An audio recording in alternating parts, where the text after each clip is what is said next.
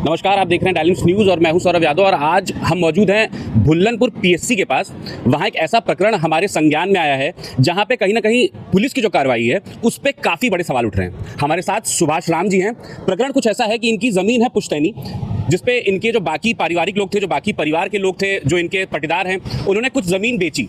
अब सुभाष राम जी का ये कहना है कि उन्होंने ये ज़मीन, उनके जो ज़मीन बेची गई है उसका कुछ भाग, कुछ हिस्सा इनके अंडर आता है, इनकी मलकियत है उस पर उसके बावजूद उस ज़मीन को बेचा गया और जिसने उस ज़मीन को अब खरीदा है वो वहाँ पे निर्माण करा रहे हैं।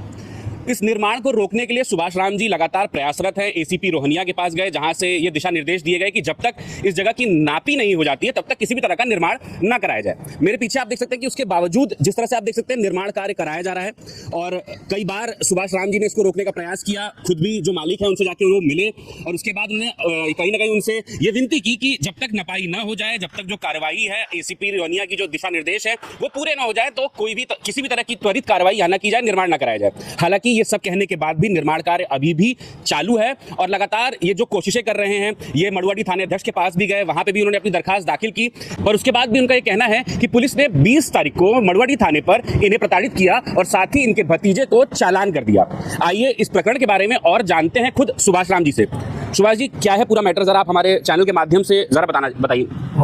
ये है कि मैटर जो है, ये जो निर्माण हो रहा है, ये राजी नंबर 715 के जो स्वामी हैं प्रदीप कुमार व सतीश कुमार पुत्र वीरेंद्र प्रसाद हमारे चचेरे भाई, तो उनसे जो है आरती देवी पत्नी पवन राय निवासी नरोत्तमपुर कला जखनी ने लिया है।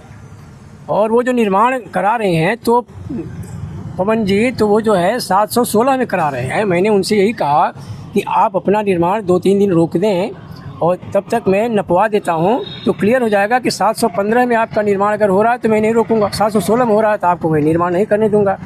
तो उन्होंने कहा कि आप उसके लिए उसका नपवाइए। तो उसी के नाप कराने के लिए चूँकि नापने में समय लग रहा था तो मैं जो है पुलिस आयुक्त को एप्लीकेशन दिया, जिसपे उन्होंने निर्माण को नापनी होने तक रोकने का आदेश दिया था। बिल्कुल। और उसी के नापने के क्रम में जब हमने एप्लीकेशन दिया नापने का धारा 24 में, तो 20/2/25 नियत की गई थी कि इस दिन नापी हो जाएगी। और उसके पहले जो है हमारा जो गेट लगा था अपनी ज़मीन की सुरक्षा के लिए, पीछे कुछ लोगों का घर है, उनको आने जाने के लिए मैंने उसमें से गेट सा थोड़ा सा इतना भाग खुला था कि लोग पैदल या मोटरसाइकिल से आ जा सकें।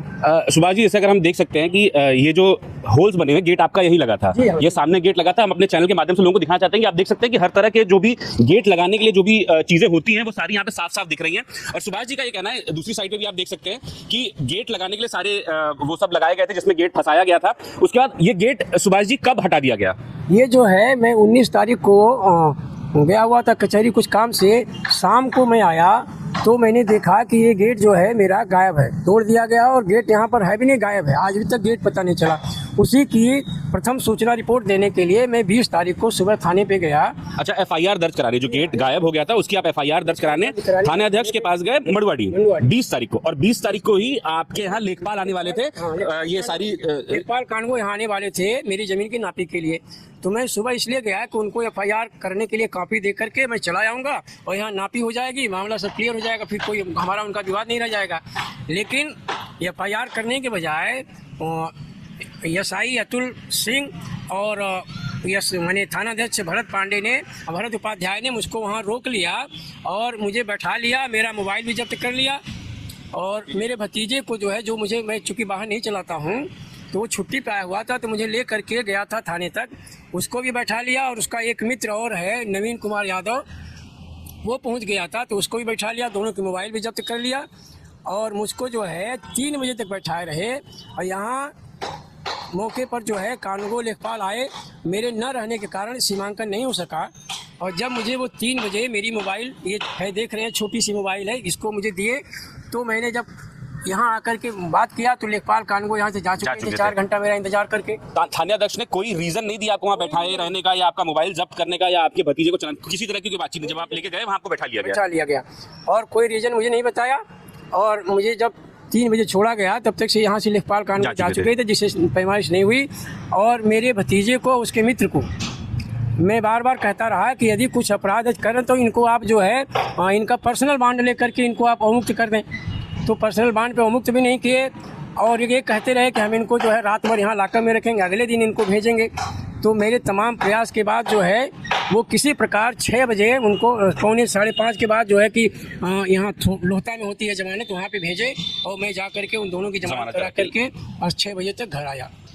एसीपी रोहदिया की कार्रवाई जैसे हम देख सकते हैं, आपने जितने भी कागज हमें दिए उसमें लिखा हुआ है कि जब तक यहाँ पे पूरी तरह से नापी ना हो जाए, निर्माण ना कराया जाए। तो क्या थाना अध्यक्ष के पास आपने ये कागज दिखाए कि ये आखिर ये चीज भी कही गई है, और उसके बाद भी जिस तरह से निर्माण काफी समय से हो रहा है, आप क्या थाना अध्यक्ष के पास जाते रहे कि मेरे पास ये आदेश है और उसके बाद भी निर्माण हो रहे हैं, उसमें क्या कार्रवाई रही है पुलिस की?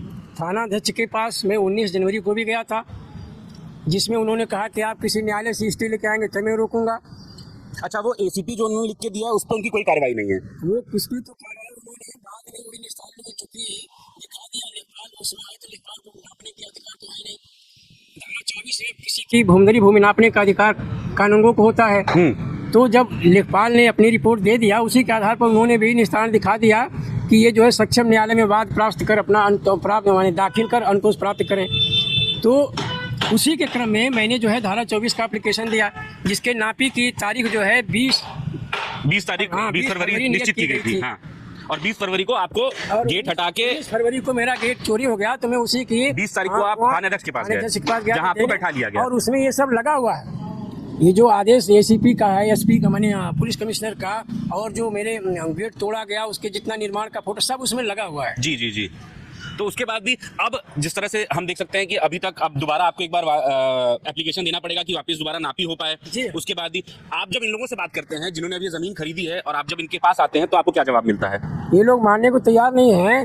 कल मैं जो है इन्हीं सब काम के लिए फिर मैं गया था कचहरी, दिन भर दौड़ता रहा, और जब वापस आया शाम को तो देखिए ये जो निर्माण एकदम नहीं हुआ था, ये भी पूरा वहाँ तक घेर दिया। अच्छा, ये जो सामने की दीवार आप कह रहे हैं, ये दीवार आप ये कल बनी है आपके न रहते हुए? हम नहीं थे तो कल बनी है ये। अच्छा, हाँ, ये ताजी दीवार दिख भी रही है, ताजी जोड़ाई है, जैसा कि हमारे दर्शक देख सकते हैं।